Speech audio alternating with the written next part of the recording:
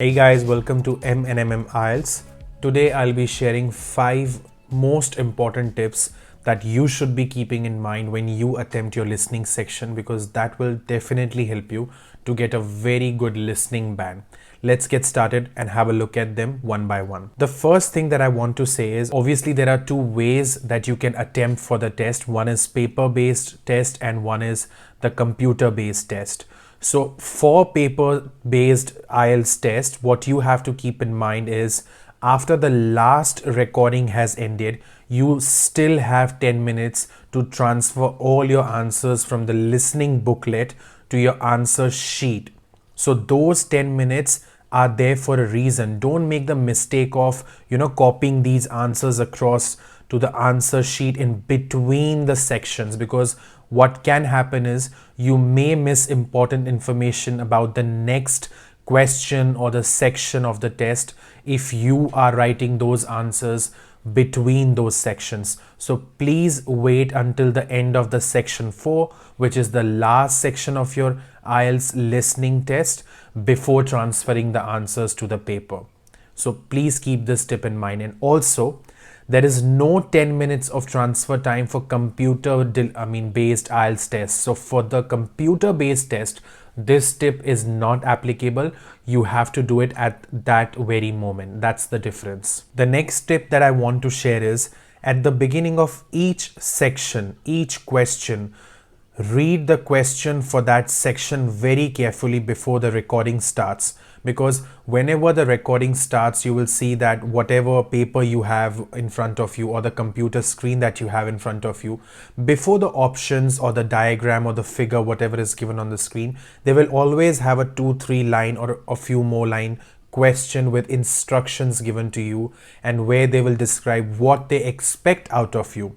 If you read it properly, it will help you to follow the recording and identify the correct answer. If you start attempting those questions that are given in that section without reading that main title question, it would be very dangerous to attempt questions, because you may end up giving what you shouldn't be giving. All right. The next tip that I would like to share is, sometimes you might have noticed while practicing IELTS listening is that if there is any weird word or any word that is an answer to any question in listening, they sometimes spell a few words, right? And when they spell, it is actually a good thing, because if they are spelling it for you, you can actually write down the correct spelling and you will not write the wrong spelling, and you can get a good mark because you will not be making a mistake.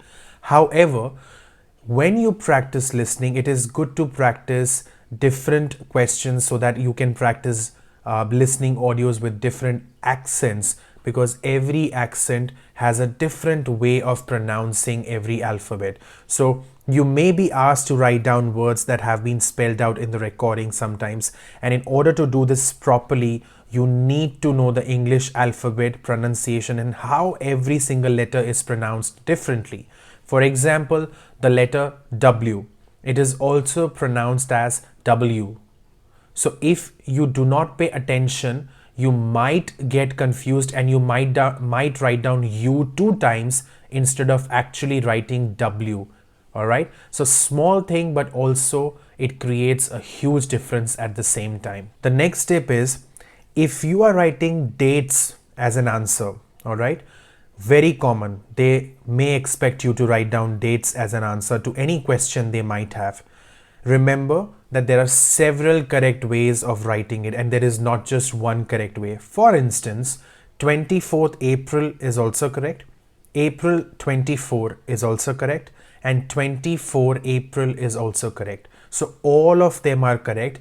Whatever way is convenient to you and the way you have been using since many years, stick to that way so that you be natural in your exam and you don't have to change your way of writing dates just because of IELTS exam, and you will still get your score because you are following at least one of these 3 methods. The last tip that I would like to share with you is one of my most favorite tip, I would say, and that is, when you are doing the listening section, the questions, as you are listening to the recording, there are few options in front of you on your screen or on your paper.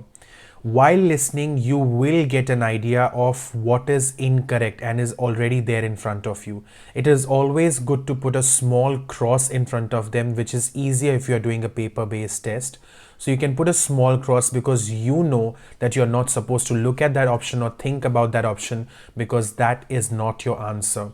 And when you do that, at the end, you will be left with the correct answer because you've actually cancelled all the incorrect options. This is one of my most favorite methods. I've used it a lot of times. I've encouraged my students a lot of time to use this method, and they have used it and they've got their correct answer very easily. So definitely use this method. If you follow all these 5 tips for your listening section, I am 100% sure it will help you a lot in your listening section to get a very good score. For more videos, do stick to this family, subscribe the channel, hit the like button if you like the video so that you can be in touch with M&MM IELTS family and learn about IELTS in the easiest possible way. Bye for now.